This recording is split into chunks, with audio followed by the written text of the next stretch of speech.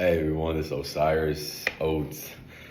Today I'm coming from a different angle. I usually come from the angle of me wanting to talk about life insurance and a whole and what you should do and educate you on the different type of coverages and everything that comes with the ins and out of life insurance. But today I want to take a different angle and approach it from what the Oklahoma Insurance Department actually does and who I got my license through and just educate you on that aspect of it. So today I want to actually inform you about the Oklahoma Insurance Department, the OID. The OID is responsible for enforcing insurance-related laws of the state, promoting consumers by providing accurate, timely, informative information about insurance, and promoting competitive marketplace and ensure solvency of all entities they regulate. So this is a highly regulated FDA industry and state regulated industry. So once you look me up, my information is right here. If you can see, the state of Oklahoma has my name, my NPN, that's my national producer number, as you can tell. Right there, go ahead and take that for the camera. And then it has my LPN, that's my licensed producer number. And as it says, state of Oklahoma Insurance Department, Osiris Oates. It has a state seal. It has Glenn Muldry, the insurance commissioner, the 13th commissioner for Oklahoma's insurance department, to be very specific. And also on the back is some of my contact information. It has the Oklahoma Insurance Department, the vision, the mission, and some of the core values. Go ahead and look me up on the OID. I'll go ahead and put the link in the description along with my NPN and LPN, so you can go ahead and look me up. You probably know more about me than I would know about me, honestly. You probably know what I had for breakfast this morning at this point. It was actually amazing once I found out all that the Oklahoma Insurance Department does. When I started, I was actually really, really surprised about how involved they are. The Oklahoma Insurance Department provides funding for the firefighters retirement system, the police retirement system, the law enforcement retirement fund, and the state general revenue fund. So just think about, this is the 30-year anniversary of the Oklahoma City bombing. Now imagine the Oklahoma Insurance Department funding those first responders who actually were involved in the crisis of that bombing. Just imagine that. Just thank you for all they've done. And the first responders, everyone who ever lost any family members, friends, loved ones, co-workers, people near and dear to the heart, I deeply apologize. And, for this reunion, it is very, very just... The documentary they just put on Netflix really opened my eye. I wasn't even born yet. I was born in 2000. So I had always heard about the bombing, but it was more of like a 9/11 experience. You were alive doing it or weren't alive necessarily doing it. So you don't feel the impact of it till afterwards. Yeah, going back and really, I'm not one that tears up, yet I definitely teared up on this one. Definitely. And just to get some of the history of the OID, it was first established back in 1899. So that is 126 years old? And the first commissioner was in 1907. His name was T.J. McComb. Then back in 1917, there were 246 companies that sold insurance in Oklahoma. By 1967, the insurance is one of the biggest industries in the state. With over 1,000 firms, with assets of 200 million. And Oklahomans had a policy worth of $1.5 billion. And that was back in 1967. That's amazing. And then let's see right here. And then it says, then back in 1993, it says the Oklahoma Insurance Department became nationally accredited in 1993. And then by 1998, the OID established the Eagle Meditation Program and anti-fraud unit in the following year to help maintain one of the core values which they have, which is our mission is to protect Oklahoma consumers by monitoring the financial stability and market conduct of Oklahoma insurers and regulated entities. This is what they do. This is what we do on a daily basis. And my fingerprint of thumb, you probably, like I said, look me up. The federal government has done background checks on me. And like I said, you will know more about me than I would know. You probably know my GPA in the 5th grade. I barely remember my teachers. I mean, but I do love them. Lone Star School District, Sapulpa, Oklahoma. I'm joking. I remember all my teachers. They were lovely, lovely women, and I love all of them, near and dear to my heart, always. And if you see this teachers, this is Osiris Oates. You know, I came there in 3rd grade. My teachers were Atkinson, and then 4th grade was Pritz. Her new name, she is Mary, so I don't know. I can't refer to that. But like I said, these women, truly, truly wonderful, wonderful. Truly, truly wonderful. And today, you know, we have over 120 dedicated employees at the physical building of the OID. We have nearly 3,700 insurance and RIS companies. And then there's more than almost the 249,000 agents, brokers, adjusters, bells, bonders, and business entities in Oklahoma alone. That's amazing amount. You know, that's amazing amount. You know, they have more than 13,000 consumers calls, assistant calls annually, along with 1,200 consumers complaints, and investigate over 1,200. And in 2019, they recovered $6 million in 2019 alone. That's amazing work, an amazing work.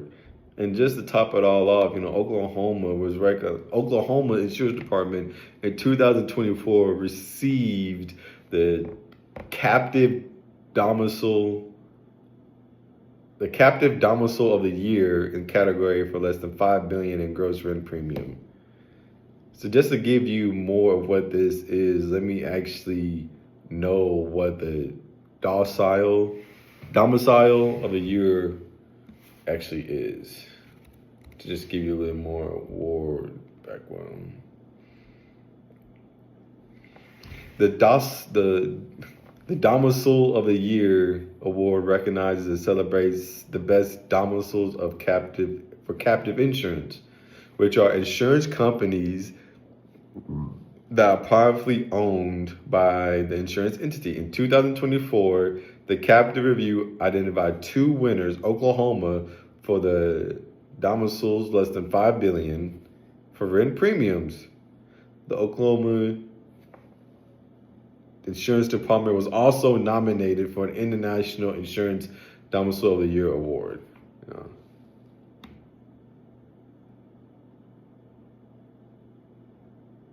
Okay, here's a little bit more information about it. Captive insurance. Captive insurance is a specific type of insurance that's created and owned by a company or organization in its insuring. It's a way for business to self-insure, reducing the reliance on traditional insurance companies.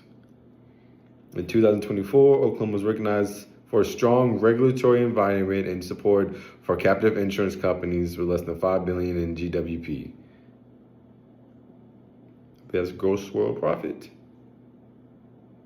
So amazing. Like I said, Oklahoma is a very, very great state. And, you know, people hate on us a lot.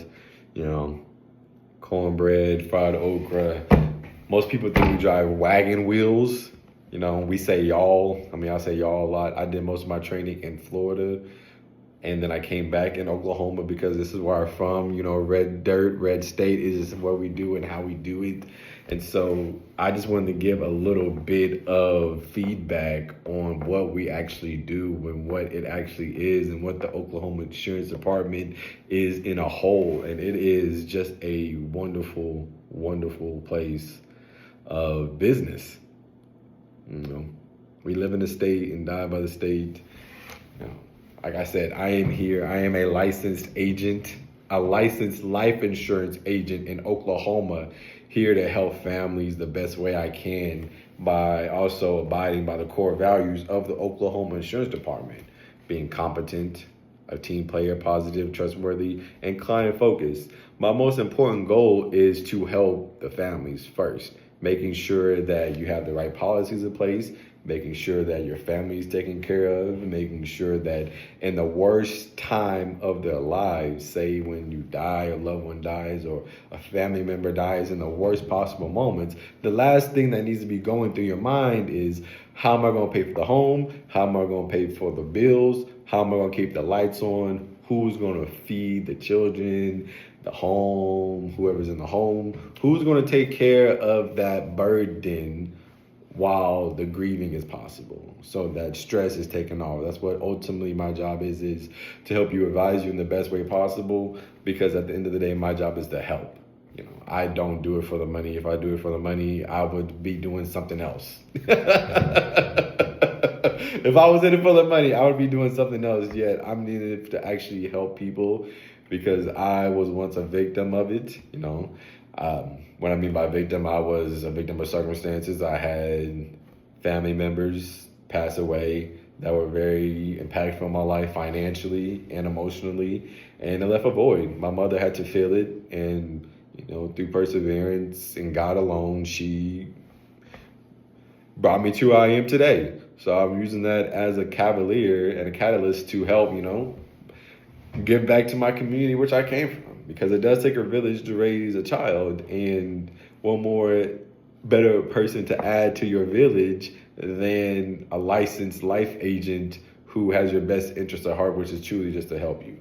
I mean, at the end of the day, you say no to me, you still have no plan in place. You know, it hurts me to make the phone call, to call a family member and tell them that the person that they thought they talked to, which was me, the person who died didn't get anything set in place. And I have everything recorded, and they said they didn't want anything in place because at the end of the day, they didn't care. Because the most common objection I get is that, not even objection, the most common statement I get is that I'm dead. I don't need to worry about it. My family will take care of it. And then the family comes to me asking to help them take care of it, and by then it's too late. And that's the worst call I have to make, is when I tell them it's too late and there's nothing I can do. That is the worst thing I have to tell a client, a family member, a loved one of the deceased. Is truly, truly heartbreaking. And I know a lot of people say that life insurance is a scam, and most people have been scammed through it. Yes, there's always bad fish. There's always a bad apple, bad fish, in everything. You go through every single industry, sports, media, shoes, designers, jewelry, flowers. Look at these beautiful, beautiful Easter lilies. Just beautiful, beautiful, beautiful lilies. I mean, gardening. I just had a cat. You saw my cat up here. There's a cat. So breeding. There's bad apples in everything. That does not mean it's a bad thing, because it's a very, very useful tool that helps a lot of families. I can't tell you how many people have come to me in their time of, not even the desperation, but the time of grief, and said, you know, this really just lifted a weight off my shoulders. I didn't have to worry about that. It was all taken care of. And all I think I had to do was grieve for the loved one and not have to worry. And that's where I come in and do my job and do due diligence to make sure I give you the best that I can do.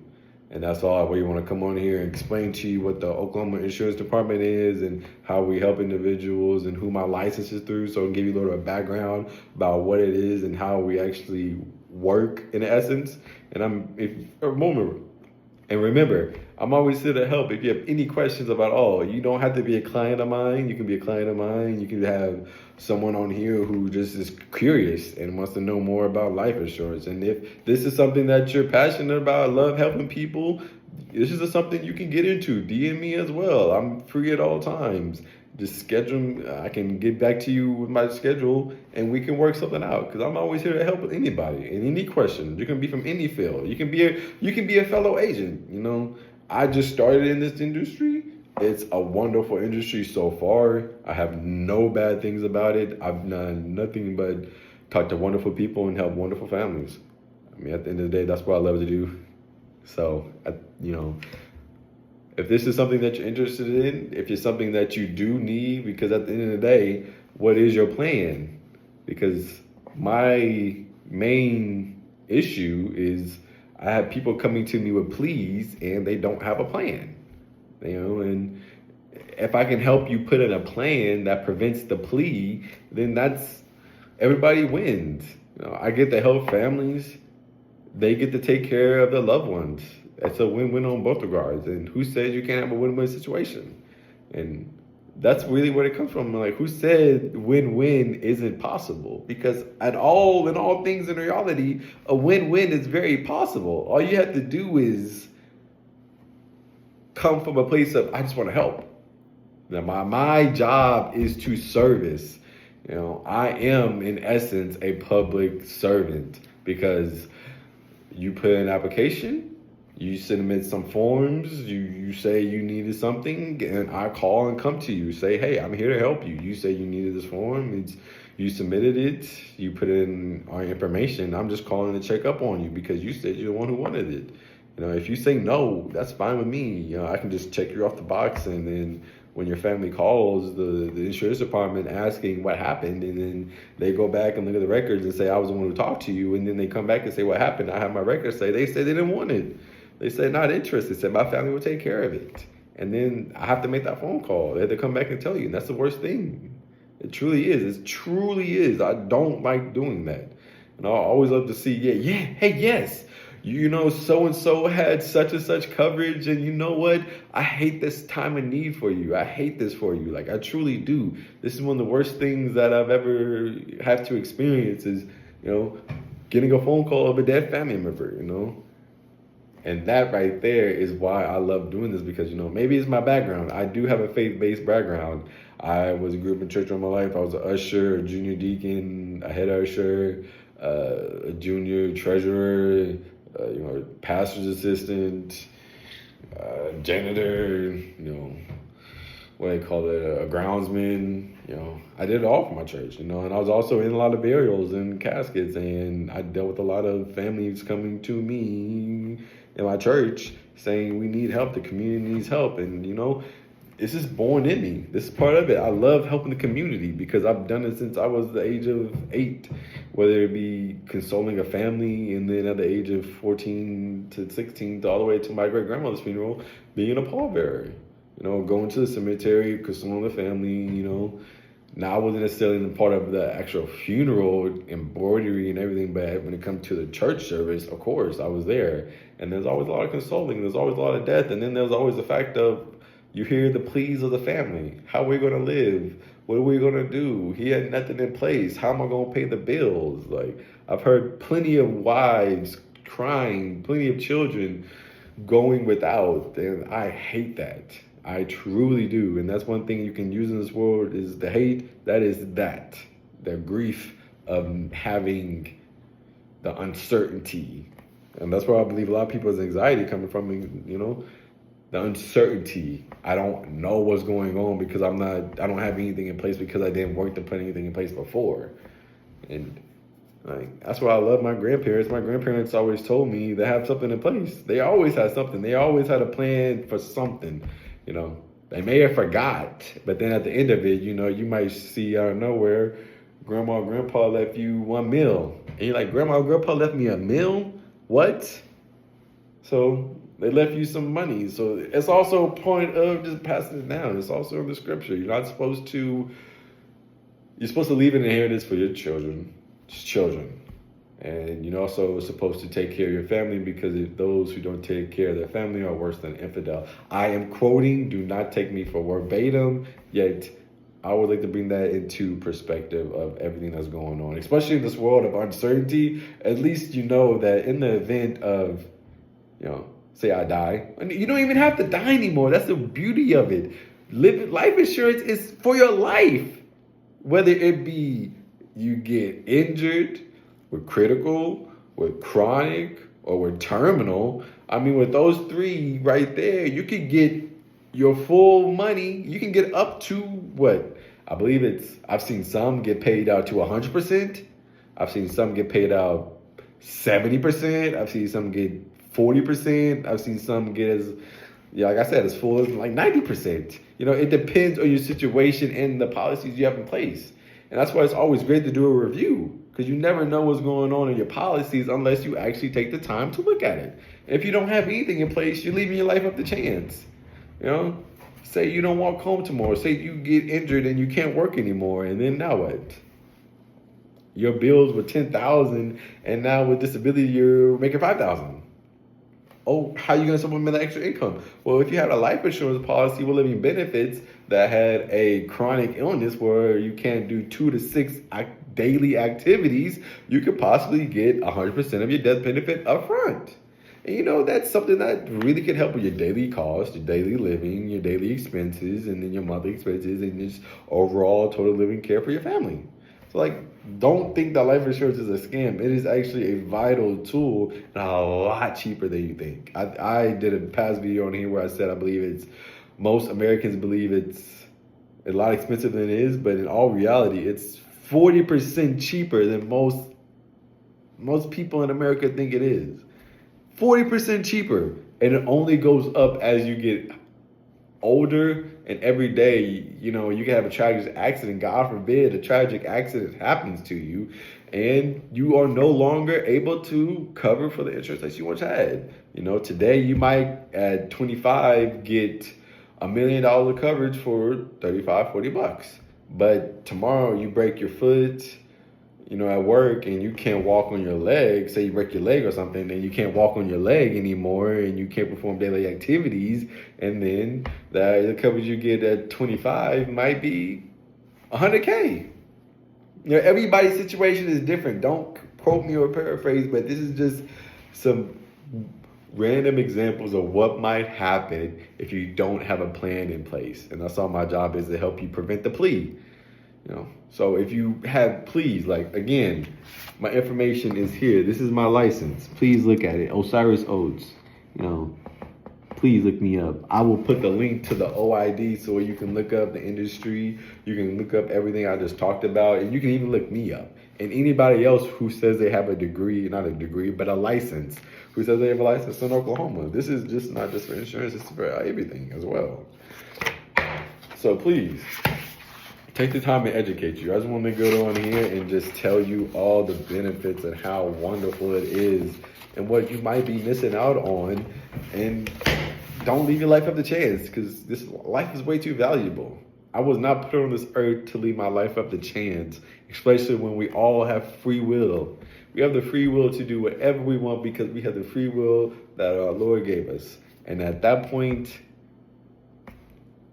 you leave your life up to chance when your life is in your control, and that's all it is. When you got something in place, you could be a homeless person, but if I can at least have a $800,000 policy that is something in case for my beneficiaries. Say, I'm a strange family member, I'm just homeless, off somewhere, and I'm just living my life, and I just want to live my life, and then what happens to me, I got something for my family. So at the end of the day, it doesn't have to be for your actual family. It can be brother, it can be sister, it can be grandma, it can be auntie, it can be mom, dad, cousin, friend, godmother, godfather, godson, goddaughter.